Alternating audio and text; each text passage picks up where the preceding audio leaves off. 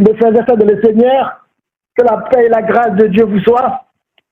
C'est avec joie qu'on se rencontre sur la ligne ce matin pour adorer, pour louer le Seigneur. Je vais vous lire un court passage que nous trouvons en Marc, chapitre 11, et je lirai le verset 8 et 9. Beaucoup de gens étendirent leurs vêtements sur le chemin, et d'autres des branches qu'ils coupèrent dans les champs. Ceux qui précédaient et ceux qui suivaient Jésus criaient « Hosanna, béni soit celui qui vient au nom du Seigneur. » Seigneur, bénis ce moment pour nous. Fais-nous entendre ta voix en ce temps de confinement. Si la planète est confinée, mais toi, tu n'es pas confiné. Tu es présent en ce moment pour entendre le cri de tes enfants et pour leur parler ce matin. Parle-nous, oh Dieu, et convainc-nous de péché, de justice et de jugement. C'est en Jésus-Christ, ton Fils, que nous prions. Amen. Frères et sœurs dans le Seigneur, que la paix de Dieu soit avec chacun de vous. Ce matin, comme la semaine dernière, je vous ai parlé de 3 P. Le premier P, c'était la peur, panique. Le deuxième P, c'était la paix à la prière. Le premier P, la peur. Le deuxième P, la prière. Et le troisième P, c'était la paix. Ce matin, j'aurai à partager avec vous 3 C. Le sujet de notre message ce matin porte ce titre, le COVID-19, un messager. Frères et sœurs et amis qui nous écoutent à ce moment, qui l'aurait dit, qui l'aurait cru, quand ce premier dimanche du mois d'avril, la planète et nous avec elle seraient confinés à la maison, au lieu d'être ensemble dans le lieu de culte habituel, pour offrir en ce temps de la passion, notre adoration et nos louanges au Seigneur qui fait grâce, au Seigneur qui avait révélé à la femme samaritaine cette vérité. Dieu est esprit. Et il faut que ceux qui l'adorent en esprit et en vérité. Ce que nous faisons aujourd'hui. Frères et sœurs, ce dimanche marque le début du temps de la Passion. Il nous rappelle l'entrée triomphale de Jésus à Jérusalem. Le récit de Marc nous place au cœur même de l'Évangile, car en entrant dans la ville de Jérusalem, la foule qui entourait Jésus ne cessait de crier « Hosanna! Hosanna !» Mais que signifie ce mot? En effet, ce cri signifiait « Sauve-moi » ou encore « Sauve-nous maintenant ». Frères et sœurs, Hosanna, Hosanna, n'est-ce pas le cri de chaque homme, de chaque femme, de chaque jeune, de chaque adulte, de chaque vieillard sur cette planète aujourd'hui, et qui crie « Sauve! Sauve-nous de cette pandémie ». En effet, Jésus n'est-il pas venu chercher et sauver ceux qui sont perdus, qui ont besoin de salut, qui ont besoin d'un sauveur? Frères et sœurs, ce récit est donc un puissant message adressé à l'Église aujourd'hui. Un message adressé aux hommes et aux femmes de ce monde qui est en mode panique. Un message qui parle fortement de pardon, de réconciliation et d'évangélisation. Mon frère, ma sœur, le coronavirus ou le COVID-19 est un messager. Un messager qui nous apporte un message qui apporte aux humains qui vivent sur cette planète un message. Quel est donc ce message? Les trois que je vais vous partager. Le premier, c'est, nous le trouvons dans cette parole de Jésus en Jean 17, verset 1 à 3. Après avoir ainsi parlé, Jésus leva les yeux au ciel et dit, Père, l'heure est venue.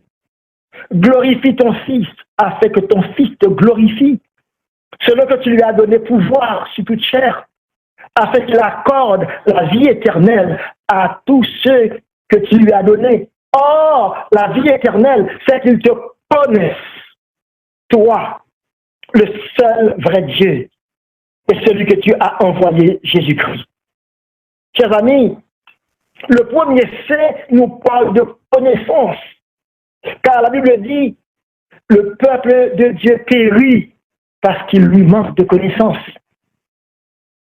Frères et sœurs, le premier c'est exhorte les hommes à connaître Dieu, à le connaître de façon intime, d'avoir avec lui une relation et une communion personnelle.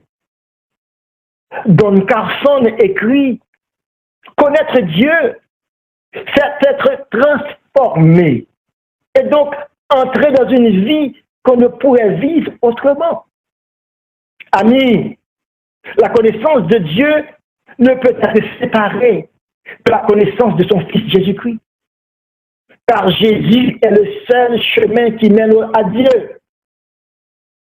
Le premier c'est, bien-aimé, nous convie à être l'intime de Jésus-Christ, à qui Dieu a donné pouvoir dans le ciel et sur la terre, d'après Matthieu 28, 18.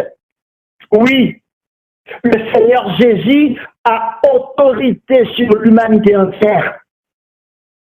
L'homme hypermoderne doit connaître le Dieu véritable, qui s'est manifesté en Jésus-Christ pour obtenir le don de la vie éternelle.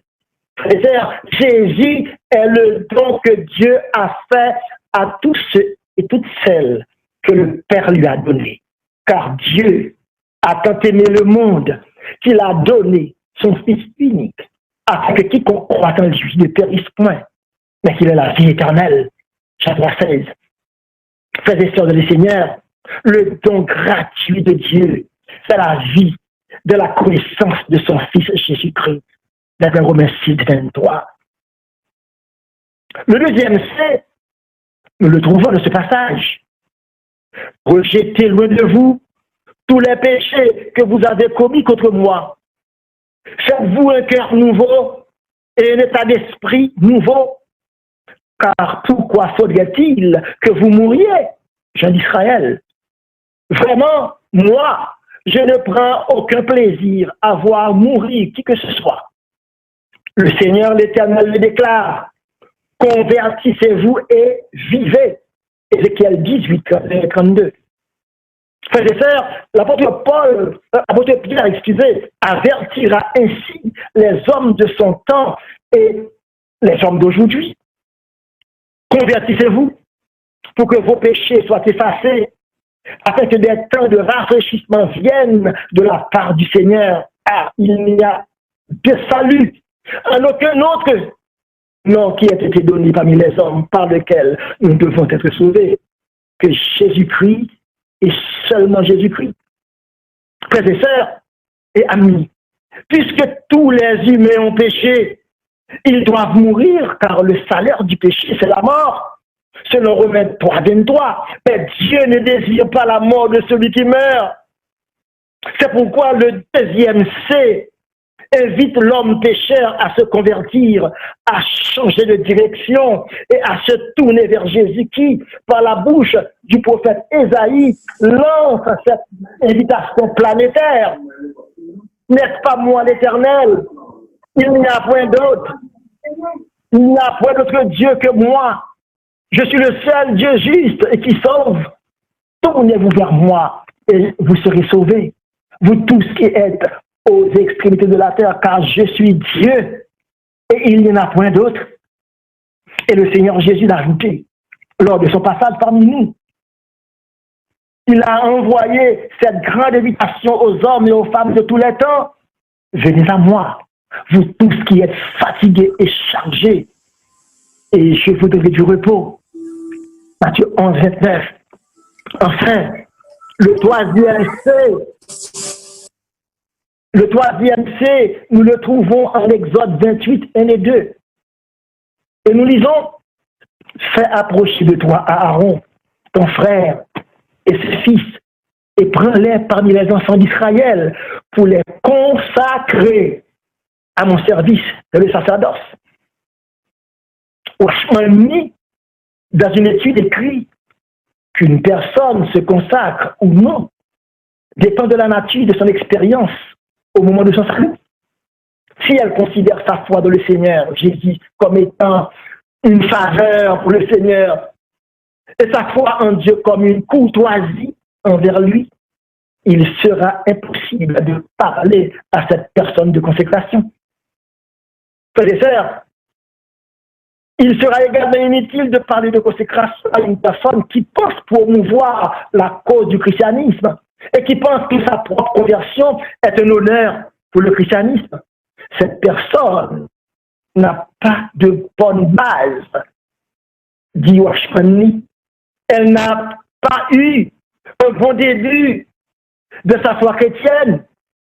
Il était possible de s'attendre à ce qu'une telle personne se consacre. Nous devons réaliser que le Seigneur nous a manifesté une grande grâce et une grande miséricorde. C'est le Seigneur qui nous a aimés et qui nous a sauvés. C'est pour cela que nous nous consacrons à lui. Frères et sœurs, le mot consécration exprime généralement la pensée de dédier à Dieu, d'offrir à Dieu. Ce mot contient aussi la notion de séparation dans l'esprit du Naziréat, d'après Lévitique 21-12. C'est ce que nous voyons également plus loin, un nombre 6-3, pour se séparer afin d'être à l'Éternel. Ce n'est plus simplement être consacré, mais c'est se consacrer à lui. C'est une démarche volontaire. Nous lisons en Josué 3:5 cet ordre de l'Éternel à son peuple. Sanctifiez-vous, car demain l'Éternel accomplira des prodiges au milieu de vous. Frères et sœurs, quand on se consacre à Dieu, il accomplit des choses en nous, avec nous et à travers nous. On veut faire des choses extraordinaires pour Dieu. Apparemment, l'objectif noble. Mais on prend les choses à l'envers trop souvent. C'est Dieu qui veut faire des choses extraordinaires pour nous. C'est son travail. Le nôtre bien-aimé, c'est la consécration. Et c'est bien plus que fréquenter l'église, garder les 10 commandements, donner la dîme, partager sa foi, ressasser une prière de repentance, s'engager dans le ministère, élever les mains pendant la louange ou partir en mission. Toutes ces choses sont bonnes, mais ce n'est pas la consécration. Les objets utilisés dans le temple pour la louange étaient consacrés. Vous vous souvenez? En d'autres termes, ils étaient mis à part pour l'usage exclusif de Dieu. Ils étaient voués à son service. Donc, se consacrer, c'est détrôner son ego et mettre Jésus sur le trône comme Seigneur de sa vie. S'abandonner total de son propre intérêt. C'est donner à Dieu un droit de veto permanent. C'est s'abandonner totalement à lui.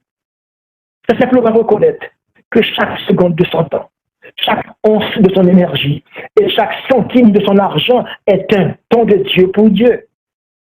Frères et sœurs, la consécration est un amour de plus en plus profond pour Jésus. La confiance de l'enfant envers son Père céleste et une obéissance aveugle au Saint-Esprit. Alors voici votre parole en ces temps de confinement. Consacrez-vous à Dieu. Je le répète, la consécration est un amour de plus en plus profond pour Jésus. La confiance d'un enfant envers son Père céleste et une obéissance aveugle au Saint-Esprit. Frères et sœurs, ne l'oubliez pas, le coronavirus est un messager. Il nous parle de connaissance. connaître Dieu et son Fils Jésus-Christ pour avoir la vie éternelle. Jean 17, 1 à 3. Or, la vie éternelle, c'est qu'ils te connaissent, toi, et celui que tu as envoyé, Jésus-Christ. Le coronavirus nous parle de conversion. Convertissez-vous. Les hommes d'aujourd'hui doivent se convertir, changer de direction, se tourner vers Jésus, seul sauveur. Le Seigneur a déclaré, convertissez-vous et vivez, dit l'Éternel. Et aujourd'hui est le jour favorable. Enfin, le coronavirus nous parle de consécration. Consacrez-vous au service de Dieu entièrement à ce temps de confinement. Je vous dis ce matin, confiné, ok, mais toujours en mission. Nous sommes confinés, frères et sœurs, à la maison, mais nous sommes toujours en mission. Et notre mission aujourd'hui, c'est de prier pour cette planète, prier pour ceux qui nous dirigent, prier pour ceux et celles qui ne sont pas encore atteints par l'évangile dans nos familles, autour de nous, nos voisins, nos amis. Frères et sœurs, en ce dimanche de la Passion, appelé dimanche des Rameaux, face à cette menace planétaire, crions, Hosanna, Hosanna, ce qui signifie sauve, sauve Seigneur, sauve maintenant, sauve maintenant. Notre prière en ce moment, c'est la prière de David au psaume 57, verset 1er, lorsque David quitte ce psaume ainsi. Éternel, ne détruis pas. Pardonne. Fais grâce. Sauve. Sauve maintenant, ô Dieu, ceux qui se dirigent en enfer. Seigneur, sauve, ô Éternel, ceux qui sont atteints par cette maladie. Sauve, pardonne, fais grâce, ô Dieu. Fais grâce. Fais grâce, Papa, pour nos enfants. Pour nos enfants, oh Dieu, qui se sont rebellés contre toi. Fais grâce ce matin, oh Dieu, fais grâce pour nos amis qui ne te connaissent pas encore. Fais grâce pour l'Église, oh Dieu, ce matin. Béni soit ton nom, tu nous as parlé. Fais-nous grâce encore, Père. Dans le nom de Jésus, nous réclamons ta grâce. Toute la gloire est à toi et tout l'honneur, c'est pour toi. Amen. Bon Jésus et bonne semaine, bien-aimés.